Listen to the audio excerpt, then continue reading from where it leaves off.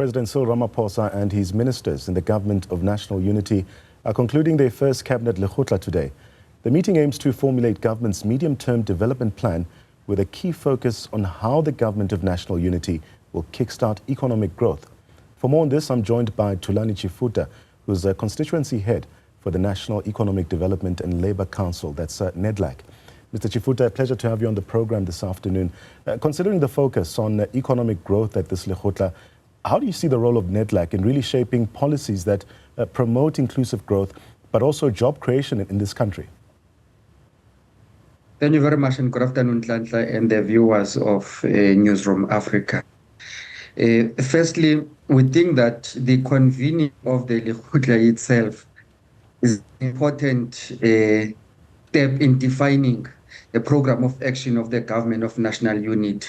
More than anything else, more than the beauty of the colors of the T-shirts that these political parties bring into the party or into the table of the Government of National Unity, our biggest focus must be to look into the trust of the content of the program that they are proposing that this Government of National Unity will drive and implement in the service of the people of South Africa. And we believe that the outcomes of this Lekgotla should then inform the State of the Nation address and the medium-term development plan. It is important as well, Tlantla, to highlight that the convening of the Lekgotla and the development of this program of action should signal a shift from campaigning. It seems that all the political parties that are there still do not believe that now they have been elected, now they are in government, there is Government of National Unity. You still see remnants and sides of parties still politicking and campaigning. And that, if not watched carefully, may begin to see certain departments being tagged. A certain department is a department of political party X, which is something that as society we do not want to see. But to the positive, though, this may signal a shift from what we have experienced in previous coalitions, where agreements are behind the scenes types of activities. We hope that this one will come to the fore. And with all that then said, in Tlantla, we believe that as the starting point, straight to the question you are asking, the outcomes of this Lekgotla must constitute the baseline of building a social compact with other social partners, between government and other social partners, and broader stakeholders beyond those who are at Nedlac. And Nedlac should then discharge its mandate of being the apex platform of social dialogue in South Africa, not for us to fight about positions, not for us to be raising our views and voices, make demands from other social partners. Instead, we should use the platform and the process of social dialogue to agree on the most pressing challenges that South Africans are confronted with.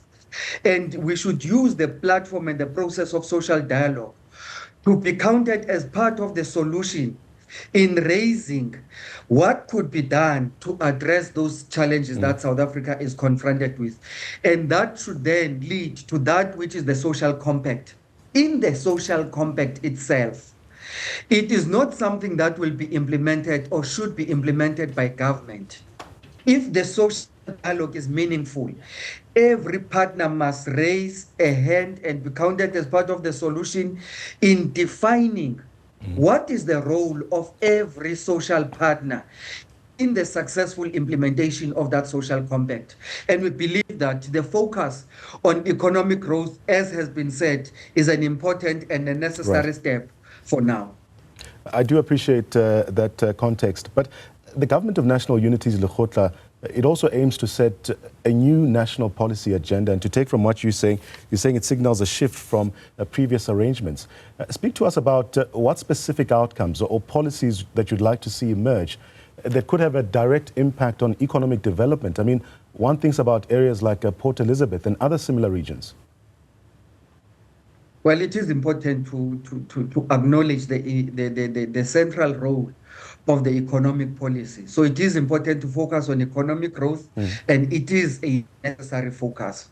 But when we talk about economic growth this time around, it must have dedicated focus of placing people at the center of the economy.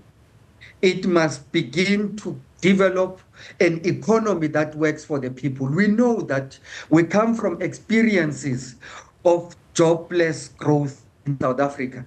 And so what the government of national unity must do differently this time is that at the center of all its policies, it must work for the benefit of the people. It must never be the case of the economy for the sake of the economy. And therefore, when you begin to place people at the center of your economic policy, you then do not see people as the problem that must be resolved by the economy, because they are active agents. They are active participants in the growth of that very same economy. They have a claim in the building of that economy. They can see that when the economy grows, it grows for their own benefit through their own participation. Over and above that, we believe focus this time around, even on the economic growth, we must dedicate attention on industrialization-based growth and employment. There are sectors that are labor intensive. There are sectors that can lead our growth. Sectors such as manufacturing, sectors such as agriculture, tourism, and even infrastructure itself. And when we begin to address those sectors, we must appreciate the fact that addressing the imperative of the economy is not a panacea to all the challenges that South Africans are confronted with. The program holistically, it must look into economic growth. It must focus on employment and job creation. Yeah. It must focus on addressing poverty, food security, and the cost of living. We cannot do all of the above without a focus on education and skills. Minister Khumbudzo Ntshabeni has also highlighted the need for partnerships with business especially to unlock economic growth. How can such partnerships be fostered effectively? Those partnerships must start by an engagement that seeks to understand what are the factors that constrain, or what are the factors that hold back the private sector from investments currently. And they're going to talk about policy certainty. And that is a challenge then that will be placed in the hands of government to say, no issue should be left without a decisive clarity as to what is the policy position of our government. And when we talk about our government, we must begin to move away from seeing government as having different political parties. Government must begin to take the plight of South Africans serious, to the effect that no one should easily escape the question of certainty by saying, when a decision through government processes is taken, others will say, no, our party political policy position does not agree with what is the government position now. So the whole of government position on policy certainty. It is even appreciated that a policy decision is taken, even if it is not favorable to certain sectors of the economy. But for the fact that there is a decision, that in our eyes would also signal a level of certainty.